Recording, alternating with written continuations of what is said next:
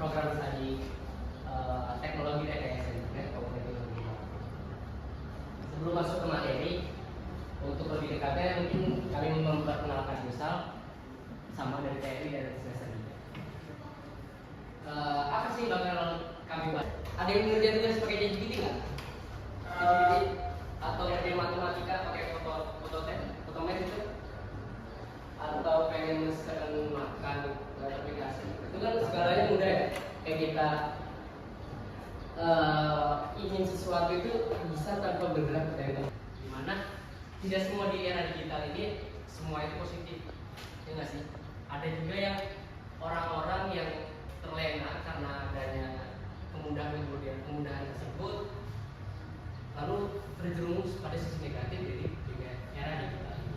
Nah, salah satunya adalah hoax. Hoax ini adalah salah satu penyakit yang sulit sekali kita saring, karena mungkin dari sisi kalian yang masih sekolah juga, mahasiswa juga seperti saya, yang dengar kalau contoh kayak di pilkada kemarin, kayak ada fitnah salah satu paslon, atau kayak berita-berita yang seolah-olah itu diterbitkan dari penerbit yang resmi ya, kayak apa yang penerbitan yang resmi, Kompas TV atau apapun lah ya. Itu sebenarnya itu perlu kita saring lagi informasinya, karena belum tentu itu suatu informasi yang berlaku atau yang benar. Karena salah satu sisi nanti akan saya jelaskan juga bagaimana cara alternatif kita untuk menghindari dari ada kegiatan tersebut. Mungkin bisa masuk slide 3 ya. Slide 3 itu isinya adalah faktor penyebab, ya nggak sih? Faktor penyebab terjadinya kenapa hoax ini bisa menyebar secara luas. Kayak contoh pertama itu emosi yang menjadi pemicunya. Udah saya slide 3. Nah, slide 3 itu membahas tentang emosi yang sebagai pemicu yang pertama. Informasi ini sering dirancang untuk memancing si korbannya. Contohnya kayak dari beberapa masyarakat yang gaptek, itu kan dia hanya melihat informasi dari TV misalnya atau radio, itu dampaknya sangat besar sekali. Misalnya yang tadi yang dijelasin Mas Rajam, kemudian masuk ke internet, dan pada akhirnya password itu ya jadi di sisi salah, kan kemudian apalagi masyarakat yang hanya mengandalkan mendapat informasi itu dari TV atau radio, dan mereka juga nggak punya handphone atau laptop segala macam. Nah, kemudian masuk ke slide 6. Di sini ada solusi untuk mengatasi hoax. Nah, pada era sekarang ini kita bisa mengandalkan yang namanya AI atau artificial intelligence. Nah, AI ini mampu menganalisis berita-berita mana yang kiranya itu hoax atau antara hoax atau benar.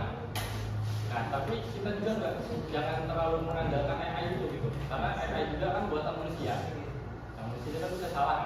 Nah, makanya itu kita juga harus baca dari artikel atau jurnal yang ada.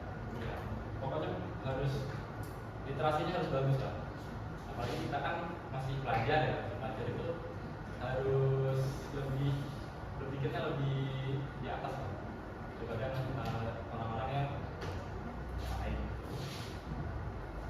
Nah, kemudian kalau pada konten misalnya, pada punya TikTok semua kan? Atau ada yang punya? TikTok itu misalnya nih, TikTok itu kan videonya kan cenderung pendek ya. Pasti kan ada tuh nggak ada adegan atau misal pada bagian yang penting malah nggak ditampilin TikTok. Otomatis kita kan ada yang bosan langsung scroll aja, apa sih ini nggak peduli. Ya. Nah, dari situ kita kan kalau emang kita peduli sama orang lain gitu, kita harus memberitahu kalau misal kita ini benar atau enggak. Kalau misalnya kita, ya contoh kecil aja lah ya, dari diri kita sendiri gitu. Kalau kita nggak ada peduli sama orang lain, pasti dampaknya bakal besar. Kita mulai dari yang kecil dulu aja. Misal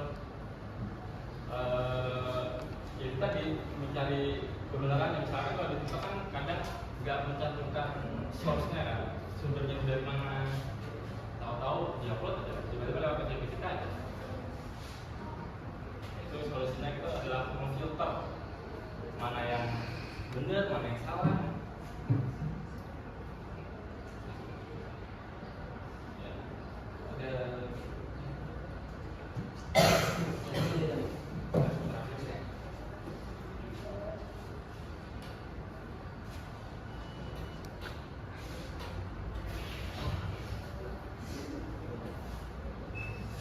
tadi kan udah dijelasin kayak teknologi AI atau blockchain yang bisa kita gunakan untuk melakukan atau mengidentifikasi atau menghindari adanya hoax ini ya, atau di media sosial ya, biasa bisa terbentuk.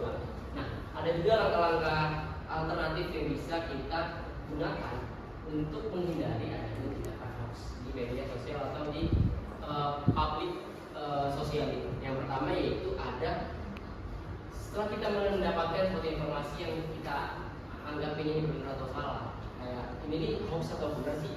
Nah, kita harus nyari apa ya? Ini benar apa enggak sih dari informasi-informasi lain.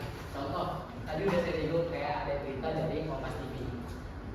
Kompas TV ngasih berita A yang kalian bingung ini benar atau enggak. Nah, setelah itu kalian untuk meninjau ini benar atau enggak, ini hoax atau bukan, itu kalian tinjau lagi dari situs-situs lain atau dari sumber-sumber lain. Karena dari situlah kalian bisa meninjau atau menimbang dari Kompas tadi itu hoax atau bukan sih gitu. Otomatis kalian setelah kalian cari referensi yang berkaitan atau sumber-sumber yang berkaitan, nanti kalian bisa menimbang atau menyimpulkan informasi tadi itu hoax atau bukan. Seperti itu. Ada juga yang kedua, yaitu adalah kita memverifikasinya. Contoh, kita menanyakan ke orang yang lebih tahu, ataupun kita bisa gunain AI juga, kayak ChatGPT. Mungkin ChatGPT juga itu bisa kita gunakan karena dia dapat memberikan referensi-referensi yang mungkin sudah kita temui. Contoh, kita tanya ChatGPT, ini nih hoax atau bukan sih? Terus kalian salin link Kompas TV atau beritanya, kalian kasih ke ChatGPT. Seperti itu. Itu tadi adalah salah satu beberapa langkah-langkah yang mungkin bisa kita gunakan untuk menghindari adanya tindakan hoax. Mungkin itu tadi presentasi yang kami bisa berikan. Mungkin sekarang sesi bagi-bagi aja ya. Mungkin ada yang lapar atau lagi bad mood, cewek butuh yang coklat-coklat atau apa, ya kan? Ini ada sisi jajan, tapi ada syarat pengurangan. Jadi saya nanya kalian jawab. Atau ada yang pernah nanya ke kami, nanti kami kasih hadiah itu. Ada yang nanya atau yang didiskusikan, terkait materi yang telah kami sampaikan, kami persilakan.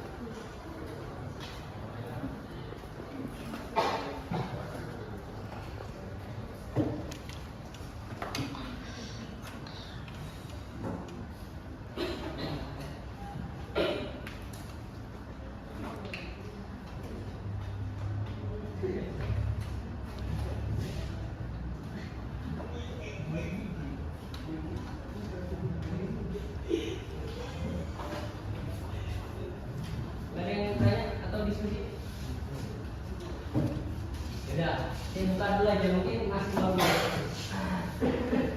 Saya mau nanya, angkat tangan bisa jawab. Nanti kami kasih sesuatu. Dari presentasi yang telah kami jabarkan kepada teman-teman semua kelas ini, ada yang nyimak atau enggak nih tentang apa sih bedanya hoax sama fake news atau berita palsu? Singkat aja, kayak hoax ini loh, kalau fake news ini. Angkatan ini.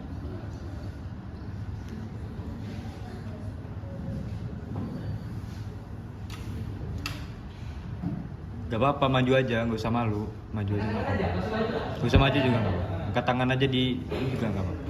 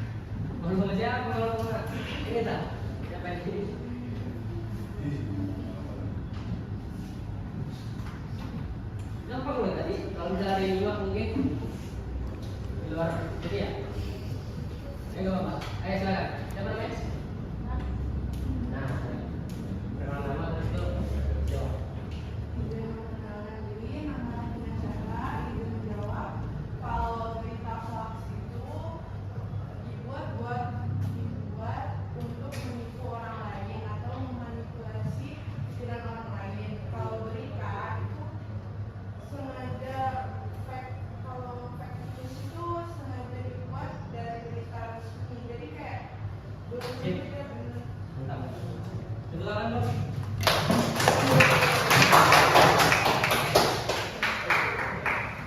Ada lagi mungkin yang berani nanya atau ada yang mau nanya tentang materi kami atau tentang prodi kami lah, tentang prodi kami. Kita persilakan ya, punya apa ya? Awang-awang pengen saya lanjutin tentang prodi kami atau materi umum lah. Kami persilakan. Karena kalau BMBK belum habis, kita nggak bakal pulang. Itu kata guru yang kalian tadi gitu.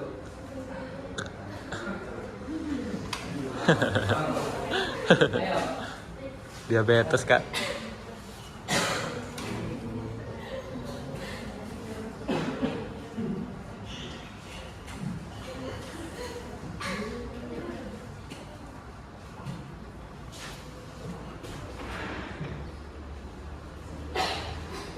Ayo nanya, ayo dong. Satu buka, nanti kalau satu buka bakal berani kemana? Kalau kuliah di apa tadi polimer? Ya. Program saja atau tempatnya? Tempatnya di polimer. Ya. Ada itu program saja teknologi kayak Polimer itu tuh ntar prospek kerjanya tuh kayak mana? Terus habis itu ngapain aja kuliahnya? Terus prospek kerjanya kayak mana? Tepuk tangan dulu. Ya, bisa kan? Jadi gini, ya kita kan manusia ya. Kita kuliah pasti nanti bakal Wah, kerja. satu lagi. Waduh, Satu banyak lagi. juga ya. Terus itu jalur mandiri apa ada SBM cara-cara itu? Oke, bagus. Nah, yang pertama saya jawab yang pertama dulu ya. Ya. Di TMI ngapain aja sih? Ini ya pertama. Jadi kan secara umum kan kuliah itu 8 semester ya. 8 semester berarti 4 tahun. Itu secara normal. Kalau misalnya kita nggak aneh-aneh, ya kan? Itu 8 semester. Nah, visi misi dari teknologi rekayasa itu cakupannya besar, sangat besar. Tergantung nanti kita bakal melalui beberapa mata kuliah kuliah. Nah, di ujung nanti kita bakal spesifikin kita tuh fokusnya kemana. Gitu. Nah, kalau ditanya ngapain aja di teknologi rekayasa itu yang pertama. Mungkin teman-teman udah paham tentang web development. Ada yang tahu web development? Website yang kalian buka itu. Nah, itu jadi pengelola antara backend dan juga frontend. Nah, yang kedua, ada yang udah tahu teknologi Internet of Things? Internet of Things. Internet of Things. Nih, contohnya kecil kan? Ini masih ya? Gitu. Nah, di jam persekian kita buat namanya lampu cerdas. Misal kita buat lampu cerdas. Di jam 6 pagi, di jam 6 malam, di jam maghrib kan? Maghrib. Itu bisa kita program bahwa lampu itu bisa otomatis hidup. Itu contoh kecil aja Internet of Things kan? Jam 6 pagi, lampu mati otomatis. Itu adalah contoh kecilan untuk Internet of Things. Cakupan kecilnya seperti itu. Nanti bakal prospek kerjanya bakal luas lagi. Itu untuk fokusnya. Nah, yang kedua yaitu ada bisa masuk pada teknik jaringan. Ada tapi kurang. Mungkin teman-teman ada yang tahu tentang jaringan internet tahu internet. Kita bakal bermain-main di sana. Nah, tadi kan udah dijabarin teman-teman saya. Ada AI, ada juga blockchain. Nah, untuk lebih dalamnya, kayak teman-teman punya pertanyaan di dalam hatinya, gimana sih Kak kalau misalnya kita mau punya pelindung dari hoax itu, nanti kita bisa bermain sama AI. Karena AI itu sifatnya bisa menganalisa kayak kosakata, gitu, judul berita yang sensasional atau yang vulgar apa ya, yang spesial lah ya, itu tuh bisa menemukan adanya hoax. Ada juga itu. Nah, yang berapa ya? 3 kan, jaringan, IoT, dan juga web development, dan juga di TNI itu bisa berwirausaha yang namanya technopreneurship. Ada yang tahu? Entrepreneurship, wirausaha. Kalau technopreneurship itu gabungan antara teknologi sama entrepreneurship, antara wirausaha. Itu digabungkan menjadi satu, namanya technopreneurship. Seperti itu. Dan ada juga yang namanya cyber security. Ada yang paham? Ada yang pernah dengar? Cyber security?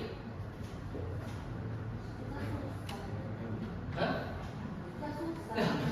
Enggak. Ya karena mungkin ya karena kalian belum berkenalan. Saya juga dulu itu nggak spesifik SMA SMK.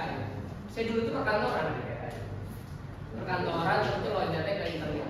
Jadi ada gap di antara di semester 1 bos, di semester 1 itu bakal ada gap. Kayak kalian kaget sama mata kuliah kayak pokoknya itu tuh untuk prospek kerjanya bakal luas karena di dunia sekarang kan butuh banget tuh kayak cyber security, terus itu web development, terus lain-lainnya karena sekarang itu kan zaman teknologi makanya kayak itu sangat oh iya untuk fun fact ya TRI itu baru 3 ya di Indonesia baru 3 UGM, Polinela sama ada di Jawa satu lagi karena dari 3 itu aja kita bisa pikir kalau persaingan itu masih belum terlalu banyak kan? Nah kalian juga bakal sangat-sangat dicari sama orang-orang negeri karena dibutuhkan internet untuk kemajuan era digital ini. Mungkin bisa jawab ada yang masih miss bagaimana? Terus masuknya tadi?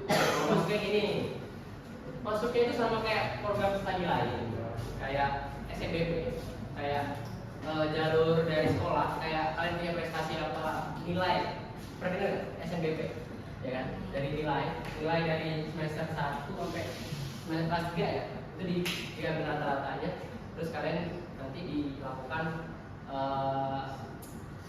pengecekan lagi di pusat. Nah juga SNBT, tes, dulu saya juga SNBT, jadi tes kayak di Unila kan, UTBK, tau nggak? Nah UTBK, bisa juga mandiri. Ada juga jalur undangan SNBP-an banyak kok. Nanti kalian bisa cari ada yang gua semua. Coba cari aja iat.unila untuk nyari untuk web website program studi teknologi dari gitu ya. Ada lagi mungkin?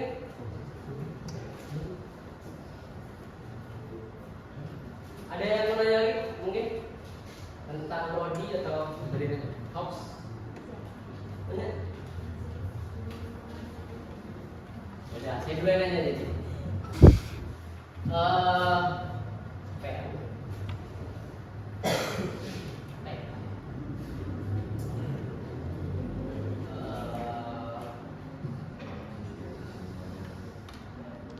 Ayo.